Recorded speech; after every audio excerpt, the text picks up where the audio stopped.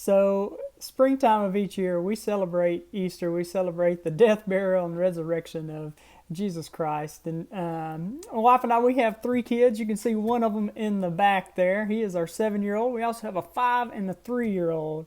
And at that age, they still like to do the whole Easter egg hunting thing. And we were at my mom's house on Easter Sunday, and we're getting ready to go hide the eggs, right? And our little 5-year-old or 3-year-old, he had his little Easter basket, and he was proud of his little Easter basket and these eggs that were in there. And it wasn't anything special. He had like 8 little eggs, and they didn't even have anything in them. And my wife comes up to him and says, "Hey, Brady, all right, let me have your eggs."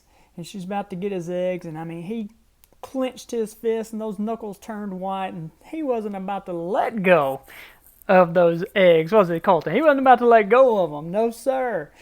And he's like, his face said, "Lady, you ain't about to get my eggs."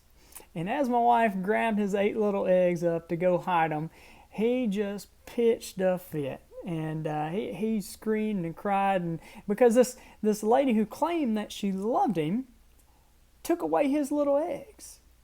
And see, what he didn't realize was that outside those doors, if he would have went outside those doors, there was 150 eggs waiting on him. He wasn't willing to give up his 8 for the 150 that was a potential for him to get outside. And a lot of times in our life, we hold on to things of a lesser value and miss out on things of a greater value. And that's the thing, that's called the law of sacrifice. Giving up something of a lesser value in order to obtain something of a greater value. Right before we opened up our physical therapy clinic, I was working at a job, a high-paying job, nice, easy job. I enjoyed it. But I turned in my notice to go open up a business that was unpredictable, no guarantee of an income, and going to be much more difficult, more time, more work. But it was the law of sacrifice, giving up something of a lesser value in order to obtain something of a greater value. And it has turned out to be something of a greater value financially and rewarding relationship with the friendships that we've made. And since then, we've made another sacrifice of giving up to go up.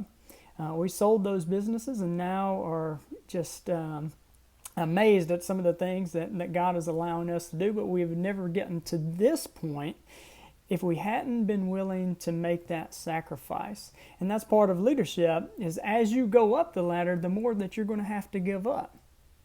I got a quote here by John Eldredge that kind of goes along with this, and he says, one of the crisis in leadership in our nation today, our country, our churches, our businesses, is that men have been given power. They've been given power. It's been handed it to them, but they're unprepared to handle it.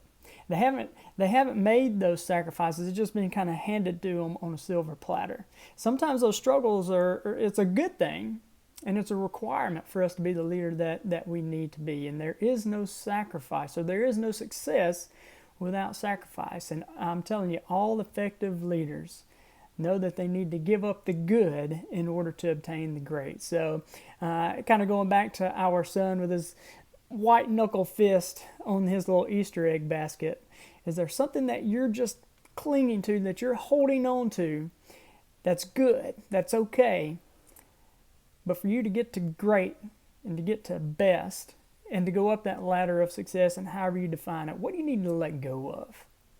And also going back to the very start of this video, I talked about we celebrate Easter, and that is the ultimate sacrifice that someone paid for our lives in Jesus Christ. So I hope that you'll be willing to make the sacrifice of the good in order to obtain the great. I hope you guys have a great day, and God bless.